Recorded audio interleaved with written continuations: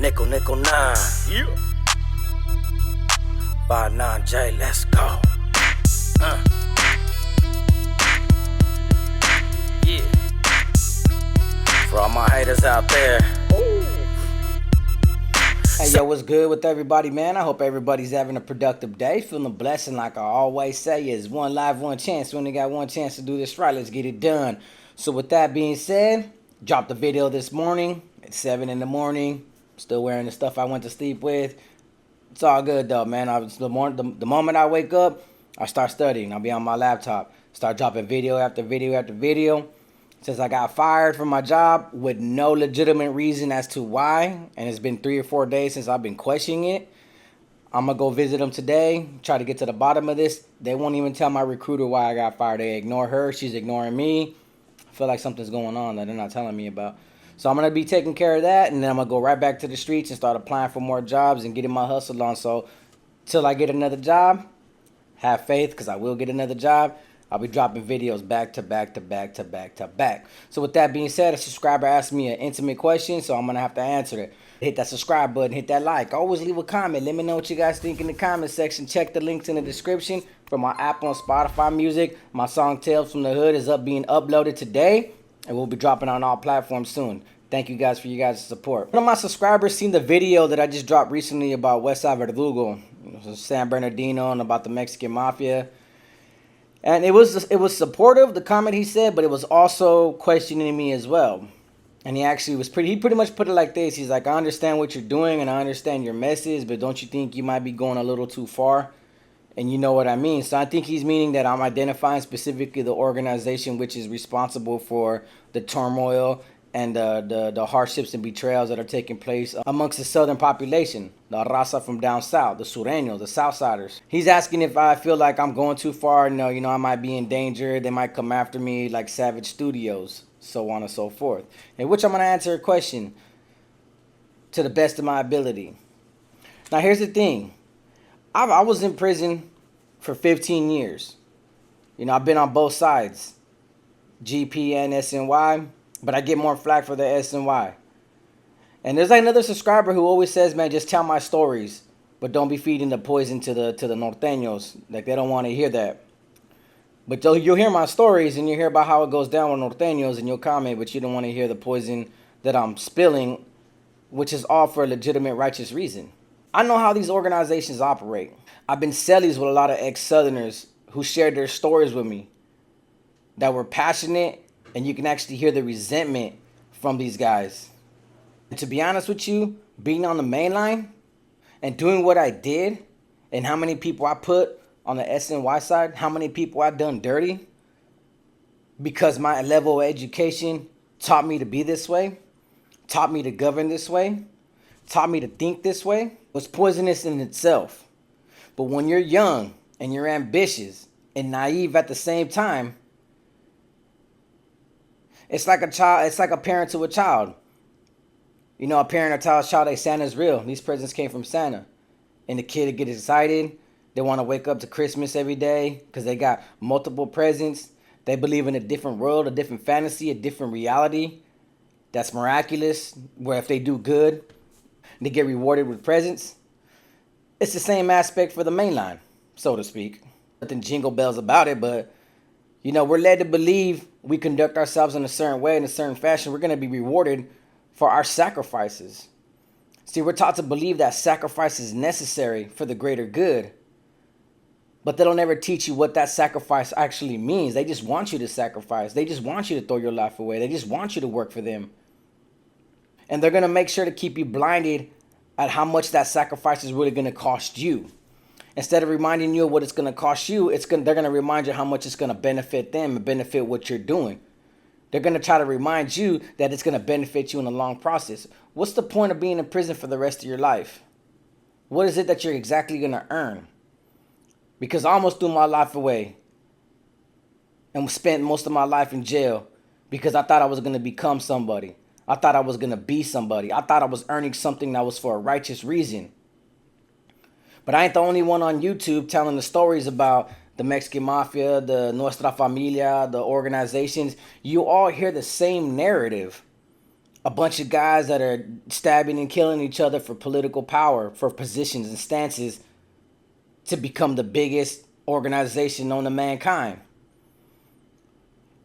If you look up the news, every city that's controlled by these organizations, how many young kids are dying under these false ideologies, under false pretenses.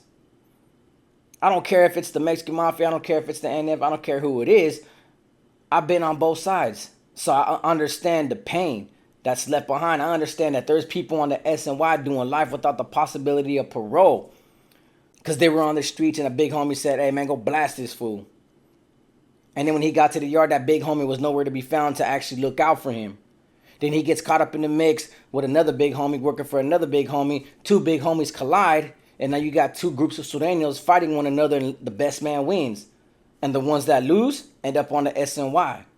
So he caught life on behalf of one big homie, started working for another big homie, lost the battle over political power, ends up on the SNY, and now he's his own man. I'm thinking about the dudes that are on the SNY that threw all their life away. And when they came to prison, they realized it was all under false pretense, a fabrication of propaganda, false hope, false dreams. And that are doing their best to work hard to try to make it home to impress a parole board in hopes they can go see their kids and see their family and see their girlfriends and see their mom before their mom dies. That's why I speak up for this. Now, I'm not going to be like Savage Studio and be like F, you know who, and F, you know who. Nah. Because I truly understand what they're doing and what they believe in. Because I was once a believer myself. There's going to be a lot of people that are going to continue to believe in it and throw their life away. More power to them. I've always said in my previous videos, bro, if you're going to go and you're going to exceed them heights and you're going to chase that dream, you're going to chase that status, you want that membership in that organization so bad, just don't keep 1 foot in and 1 foot out. Go all the way or don't do it at all. I'm not speaking to the grown men that have already made the decisions. I'm not trying to convert grown men to stop begging. I'm worried about these kids out here who don't know no better, who ain't being taught any better. I want the realities to be set in their minds. I can't speak to another grown man about this stuff. I tell my stories on YouTube, but a grown man's going to do what he wants. He has the capability and ability in his own mind frame to make his own decisions. Now, he's an adult. Some of these kids are not. So, for you to ask me this question, have you been that 13-year-old getting handed a gun in your hand and saying, hey, bro, you want to be from your hood? Go to the indoor swabbing in Tulare and go do what you got to do. You ever been a 13-year-old where the homies are passing you a glass pipe like, hey, bro, you want to party? You want to hang with us? Go ahead and smoke this. You might not understand the peer pressure that takes and what that does to a child, but I know because I've been in that position. There's a lot of these kids on the streets who think, oh, their homie got jumped by a Southsider, or their homie got jumped by a Northerner, or a Southsider got jumped by a different rival gang member. And they take pride in it. They glorify that. Yeah, the homie got caught sleeping, but he put in work. He's a homie now. That's what's up, homie. He's a down-ass vato. The definition of being down is played out. You know what I couldn't stand? Is when my boys used to get locked up on the streets, or when I used to get locked up all the time on the streets, you know what my homies would say about me? And that's a down homie right there, bro. The homie's locked up, bro. The homie got locked up again. Hell yeah. They glorify that. It's like you become somebody and you earn a righteous name when you get locked up, when you throw your life away, when you go do time in jail, NY, in prison, in juvie. And when you come out of the streets, we glorify those same homies. Yeah, the homie was in juvie for 8 months. That's right. That makes him down. Are we going to become that kind of people where we're allowing youngsters to think that it's okay to get locked up? That it's okay to work for these big homies and throw their life away? We're only adding to the problem when we don't attempt to reduce the problem, when we don't find solutions to the problem. See, for individuals that want to see their homies get locked up, what kind of homeboy are you really? Can you define yourself as? When all you could do is say, hey, man, my boy's locked up. He's doing 8 years, bro. That fool's solid. Most of the time, most of those homies, all they do is dwell on those same memories of their homie. But do they actually look out for him? Do they actually go to his mom's house and be like, hey, let me pay your rent, bro, because your son was a righteous homie from my hood. He put in work. Do those same homies that glorify their homies that get locked up, hey, bro, I'm going to put $100 on his books faithfully. Make sure he got the package. Make sure his girl don't got to take away from his kids in order to feed him. Because you'll be surprised how many homies are locked up, both north and south. They don't care that if their girl is struggling. They don't care if that money that was supposed to go to their kids ends up going to them. As long as they go to the store and get their packages and they're living good in jail, they don't really care. They don't pay too much mind if the people that are trying to be looking out for him are actually struggling out here in order to get him a couple $100 on his books. You never seen somebody on that phone lie to their family, lie to their grandma, lie to their old ladies. Hey man, I'm doing bad right now. It's bad. I need like $200. I've been starving for 3 months. I've been doing this. I've been doing that. Panhandling their own family, get that same $100, $200 and go buy 100 paper of heroin and slam it and still be starving. And then call them people the next week talking about, hey, this, and this and that. You know, that money it hasn't cleared yet. I need some more money. I need to do this. Panhandling their own people. That's something we don't need to be teaching our kids, is to take advantage of their own family. There's a lot of aspects and there's a lot of bad characteristics that these kids are going to develop once they go to the prison system. So we're only adding to the problem. We don't teach them right from the gate. And then we're adding more to the problem when we allow them to go to jail and become these people and expect the best for them if they come out. That's what everybody does. Everybody goes to jail, and the people that see their people come home, oh, I wish him the best. I hope he changes. How many people have been left with that failure? Have been left disappointed at the fact that their loved ones went to jail, their homies went to jail, they came out, wanted the best for them, wanted to get them a job, get them an apartment, have family, only to be out a couple months using drugs, putting in work, and end up back in the prison system. And they're left out here heartbroken. So when I speak on these videos, when I speak on what's taking place and what's going on with these organizations and how they're abusing the youth, the mind frames of the youth, I honestly believe I have that rightful reason to do so. And I also believe that you do too. Because if you can sit there and stand back and allow it to happen and not speak against the tyrannies and the abusive governance of these organizations to those kids, it might be one of your family members that you don't even know, that you haven't even been in contact for a while, that they get a hold of. And then you're going to be talking to one of your tias or talking to one of your second cousins that you're a family relative that you're close to, and then you're going to hear about, man, they started working for a big homie made him dome this kid, and now he's doing life without the possibility of parole.